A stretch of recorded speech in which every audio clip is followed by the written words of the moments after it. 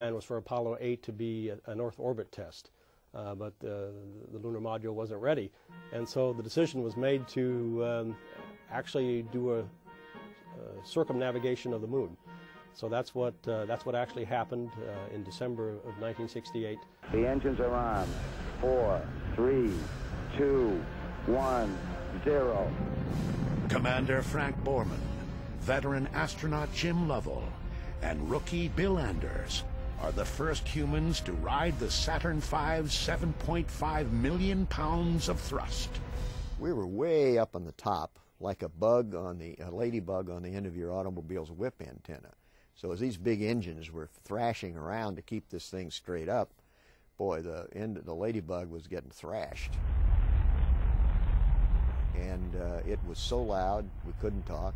The vibration, the thrashing was violent, and you couldn't see the instrument panel. But when we cleared the pad and had some aerodynamic stability and didn't have this noise, why things steadied out, and by that time my heart stopped racing. Apollo 8 is the first time humans venture beyond Earth's gravity. Lovell marvels at never-seen-before sights. I can see the entire Earth now out of the center window. I can see Florida, Cuba, Central America. Christmas Eve Day, 1968. With the moon dwarfing the nearing spacecraft, Commander Borman fires the main engine on the Apollo service module. The craft slows, then slides into orbit around the moon. The world watches in awe, but none more so than the three men peering out the tiny windows of their capsule. We were the first three people to leave the confines of the Earth and be captured by another body. First time three people saw the far side of the moon. First time that we had gone so far, and the first time that we saw the Earth from 240,000 miles away. So in that respect, I kind of thought that Apollo 8 was really a milestone and a high point of my career. The vast loneliness up here on the moon is awe-inspiring, and it makes you realize just what you have back there on Earth. The Earth from here is a grand oasis in the big vastness of space. As the moon's pockmarked surface slips quietly by, the Apollo 8 crew ends its Christmas Eve broadcast with a special message for those back home. And from the crew of Apollo 8, we close with good night, good luck, a Merry Christmas, and God bless all of you on the good Earth.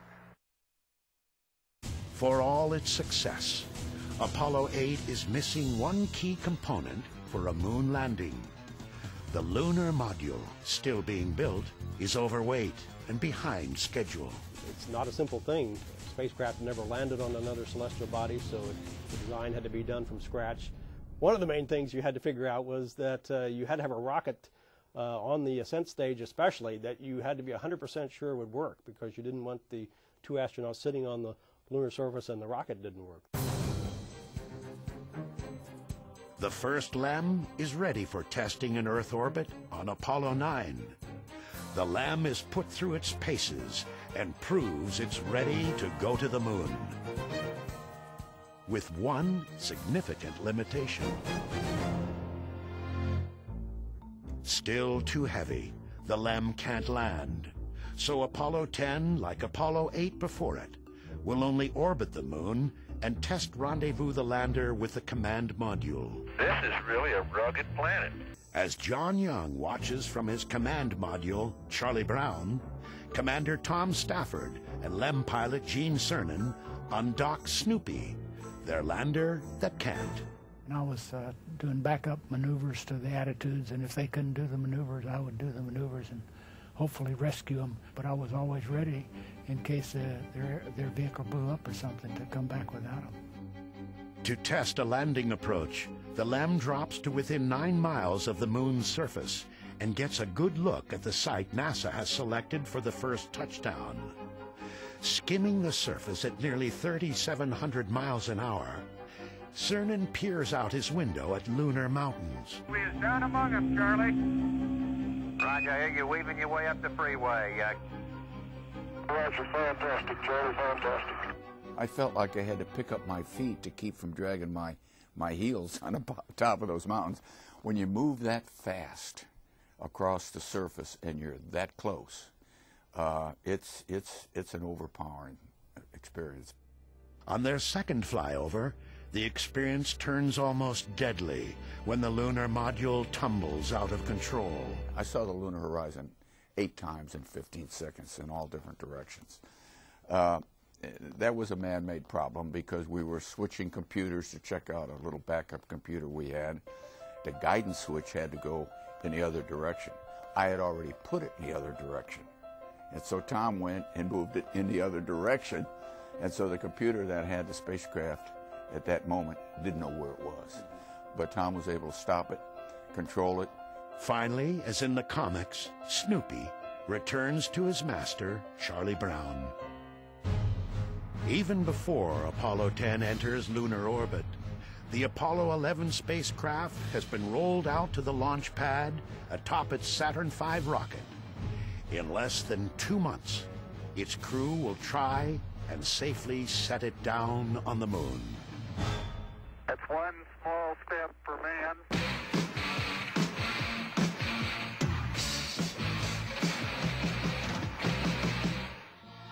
I was in the student houses at Caltech, and we were watching the TV and all the excitement about, landing on another celestial object. And I had no idea that one day I'll become the director of JPL. But reflecting back on it, I mean, that was really something I remember forever. One giant leap for mankind.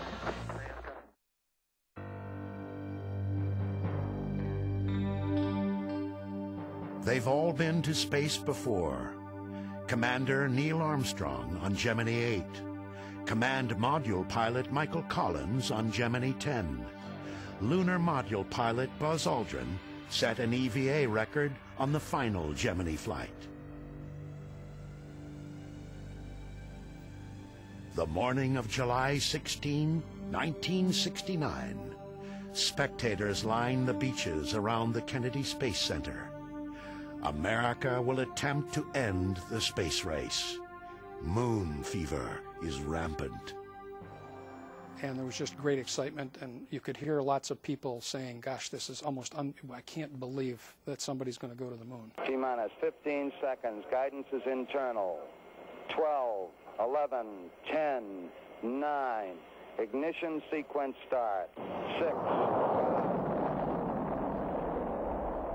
At 9:32 a.m., the Saturn V's giant engines roar to life.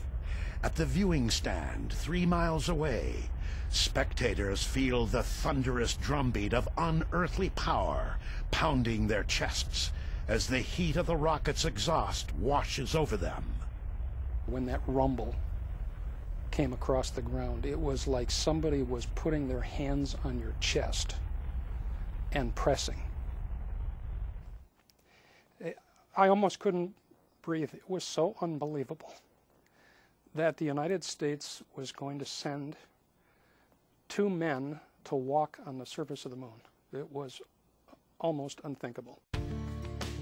For 3 days, the crew of Apollo 11 cruises towards the moon, then drops its spacecraft into lunar orbit.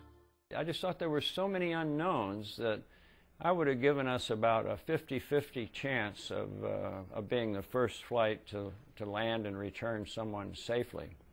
With Collins remaining in the command module, Armstrong and Aldrin prepare the LEM and themselves to become the first humans on the moon. Okay, all flight controllers, go for landing. Retro. Go. Righto. Go. Guidance. Go. Control. And go. Telcom. Go. Yinsey. Go. Roger, copy. Surgeon. Go. Capcom, we're go for landing. Eagle Houston, you're go for landing, over.